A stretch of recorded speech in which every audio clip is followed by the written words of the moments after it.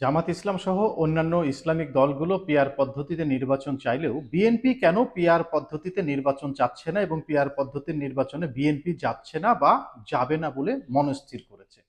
এক কথায় যদি বলি, পিআর পদ্ধতির নির্বাচনে গেলে বিএনপি একেবারে জিরো। তারেক রহমান দেশে ফিরতে পারবে না, বিএনপি সরকার গঠন করতে পারবে না এবং বিএনপির সামনে নিদারুণ করুণ ভবিষ্যৎ তখন অপেক্ষা করবে। কিভাবে আসেন একটু আলোচনা করা যাক এটা নিয়ে। পেয়ার পদ্ধতির নির্বাচনে কি হবে? যে দল সারা দেশে যত পার্সেন্ট ভোট পাবে সেই অনুযায়ী সংসদীয় আসন তাদের ভাগে পড়বে। অর্থাৎ একটা দল যদি 1% ভোট পায় তাহলে সে 3টা সংসদীয় আসন পাবে। যদি 5% পায় তাহলে 15টা পাবে, যদি 20% পায় 60টা পাবে। এইভাবে আসনগুলো বন্টন করা হবে।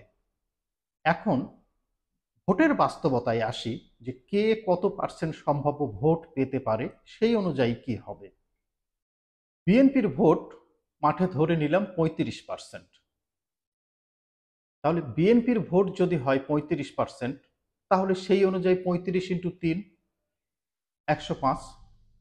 বিএনপির যদি ভোট পায় 40%, তাহলে পাবে 120। অন্যদের দখলে থাকবে তখন 180টা। অন্যরা সবাই মিলে যদি একটা কোয়ালিশন সরকার গঠন করে, বিএনপি তখন পড়ে যাবে বিরোধী দলে এবং বিএনপি বিরোধী দলে গেলে তারেক রহমান দেশে ফিরতে পারবে না। এটা স্পষ্ট যে তারেক রহমান দেশে ফিরতে চাচ্ছে একেবারে নিশ্চিত একটা জায়গায় আসার পরে, অর্থাৎ যখন সে বুঝবে নিশ্চিতভাবে তার দল ক্ষমতায় যাচ্ছে এবং সে প্রধানমন্ত্রীর আসনে অধিষ্ঠিত হতে যাচ্ছে, তখনই তারেক রহমান এই দেশে আসবে প্রধানমন্ত্রী হয়ে। তারেক রহমান দলের নেতা বা কর্মী হয়ে এই দেশে আসতে চাচ্ছেন না। তাহলে পিআর পদ্ধতির নির্বাচনে তারেক রহমানের সামনে এক অনিশ্চিত ভবিষ্যৎ অপেক্ষা করছে। এবার আসি, আওয়ামী লীগ কি নির্বাচনে আসবে? আওয়ামী লীগ নির্বাচনে না আসলে তো এই পার্সেন্টের একটা মানে উল্টাপাল্টা বা অসামঞ্জস্যপূর্ণ বা প্রত্যাশিত যে জায়গাটি ছিল সেটি নাও হতে পারে। ধরে নিলাম আওয়ামী লীগ আসলো না, তাহলে আওয়ামী লীগের এই ভোটটা কোথায় পড়বে? আওয়ামী লীগের ভোটটা হয়তো কিছু ভোট পড়বে বিএনপির বাক্সে, কিছু ভোট আওয়ামী লীগের কর্মীরা, একবারে ডাইহার্ট যারা কর্মী তারা যাবে না। এবং সেটা দিয়েও কি একক সংখ্যাগরিষ্ঠতা তাদের পক্ষে অর্জন করা সম্ভব হবে? বিএনপি এখন যে অবস্থাতে আছে, বিএনপি যদি সেই এইভাবে মানে পূর্বের নিয়মে নির্বাচন হয়, তাহলে বিএনপি দেখা যাবে যে একক সংখ্যাগরিষ্ঠতা নিয়ে ল্যান্ডস্লাইড বিজয় যেটাকে বলে সেইটা তারা পেয়ে যাবে। এমনকি 270, 80, 90 সিটও তারা পেয়ে যেতে পারে এবং তখন তাদের পক্ষে সুবিধা হবে যে বিগত দিনে তাদের ম্যান্ডেট অনুযায়ী যদি সংবিধানের কোনো পরিবর্তন করতে হয়, পরিমার্জন করতে হয়, সেটা তাদের পক্ষে করা সম্ভব হবে। সেই ইস্যু নয় বাদ দিলাম, ইস্যুটা নিয়ে আসি, আওয়ামী লীগ কত বড় গলার কাটা হয়ে আছে সেইটা বোঝাই। আওয়ামী লীগ যদি নির্বাচনে না আসে তাহলে বললাম যে কিছু ভোট যাবে। এইবার আওয়ামী লীগকে নির্বাচনে আসতে দিলে ফলটা আবার অন্যরকম হবে। তখন দেখা যাবে বিএনপি, আওয়ামী লীগ এবং অন্যান্য দলগুলো মিলে যে জোট হবে প্রায় সমান সমান ভোটের দিকে যাবে।